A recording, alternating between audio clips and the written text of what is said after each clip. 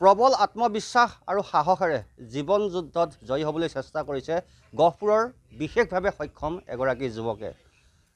ইতিবাচক কামেৰে তেওঁ এতিয়া সকলোৰে মাজত চিনাকি গহপুৰৰ এগৰাকী যুৱক। আমি দেখাইছোঁ তেওঁ বিশেষভাৱে সক্ষম, ভৰিৰে কাম নকৰে আৰু তেওঁ এখন এনেদৰে চানা ব্যৱসায় কৰি এখন চাইকেল তেওঁক চৰকাৰে যোগান ধৰিছে আৰু তাতে তেওঁ চানা ব্যৱসায় কৰি পৰিয়াল পোহপাল দিছে।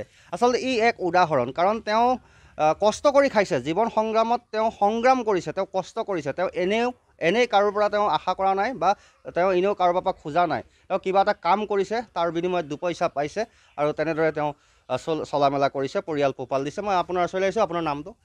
নমস্কাৰ, মোৰ নাম শ্ৰী পৃথ্বীৰাজ কুমাৰ। কি হ'ল বিশেষভাৱে যিহেতু আপুনি এগৰাকী সক্ষম যুৱক, কেনেকৈ কি হৈছিলে? এইটো মোৰ ফুটবল খেলি হৈছিলে। ফুটবল খেলি মোৰ হাতত দুখ পাইছিলোঁ। ৰং ট্ৰিটমেণ্টৰ কাৰণে মোৰ হিপ জইণ্টটো বেয়া হৈ গ'ল। পাটনাত গৈ মই ষ্টিল লগাই আহিছোঁ। আৰু এতিয়া আপুনিতো বহুখিনি কষ্ট হয়, ৰ'দে বৰষুণে ঘূৰি দেখিছোঁ, ভৰিও আপুনি ভালদৰে খোজকাঢ়িব নোৱাৰে, লাখুটিডাল লৈছে। এইখন চাইকেলতে আপুনি ব্যৱসায় আৰম্ভ কৰিছে। গতিকে কিমান কষ্ট কৰিবলগীয়া হৈছে, আপোনাৰ সংগ্ৰামখন কেনেদৰে আগুৱাই নিছে? কাৰণ ঘৰৰ কথা আছে, পৰিয়াল কথা আছে। ঘৰততো মই অকলে ল'ৰা, মা দেউতা বুঢ়া বুঢ়ী, ময়ে ঘৰখন চলাওঁ। চানা ব্যৱসায় কৰিয়ে ঘৰখন চলি আৰু। দৈনিক কিমান উপাৰ্জন হয়? ধৰক 200-150 তেনেকৈ হয় আৰু। তাৰ মাজতে আপুনি দিনটোতো খোৱা বোৱাও আছে। হয়, খোৱা বোৱা কৰোঁ। মা দেউতাওতো চাগে অসুখ অশান্তি বুঢ়ী হ'লেতো ঔষধ খোৱাহে, বেমাৰ আজাৰটো হ'বই। সিহঁতক চোৱা মেলাও ময়ে কৰোঁ।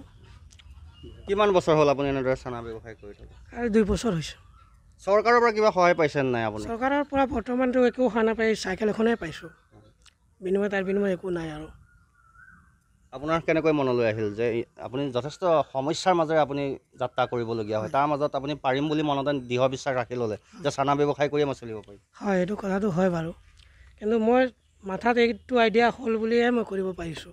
বহুতে দেখিছোঁ খুজি মাগিও চলি থাকে তেওঁলোকে, কিন্তু আপুনি তাৰ সম্পূৰ্ণ বিপৰীত। আপুনি কষ্ট কৰিছে, সংগ্ৰাম কৰিছে। মই খুজি নাখাওঁ বুলি ভাবি পেলাই এইটো কাম কৰিছোঁ আৰু বেলেগক হাত কিমান পেলাম আৰু, তাৰ কাৰণে মই এইটো ব্যৱসায় লৈছোঁ। নামটো কি কৈছিলে? পৃথ্বীৰাজ কুমাৰ। ঘৰ? নগাঁৱৰ চাহ বাগিচা। এতিয়া এই কামটোত আপুনি যথেষ্ট সন্তুষ্ট? বৰ্তমানটো সন্তুষ্ট, ইয়াতে কৰিব লাগিব আৰু তাতো বেলেগটো কামটো কৰিব নোৱাৰোঁৱেই মই নিজে।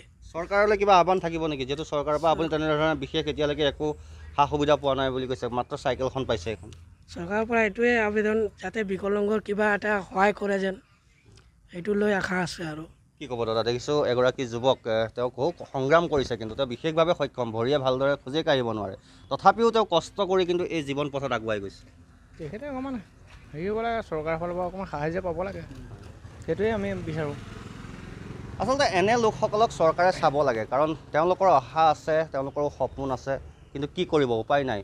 পৰিয়াল পোহপাল দিব লাগিব, ঘৰৰ বৃদ্ধ পিতৃ মাতৃক চাব লাগিব। গতিকে চানা ব্যৱসায় কৰিছে, চানা ব্যৱসায় কৰি দিনটোত 150 পৰা 200 টকা উপাৰ্জন কৰিব বুলি কৈছে।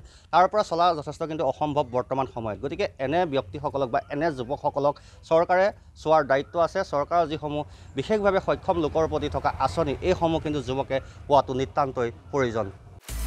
আপুনি বিচৰা বাতৰি পাব কেৱল নিউজ 18 এপত। নিউজ 18 এপ ডাউনলোড কৰিবলৈ স্কেন কৰক এই QR কোড। গুগল প্লে ষ্টৰতো পাব এই নিউজ 18 এপ।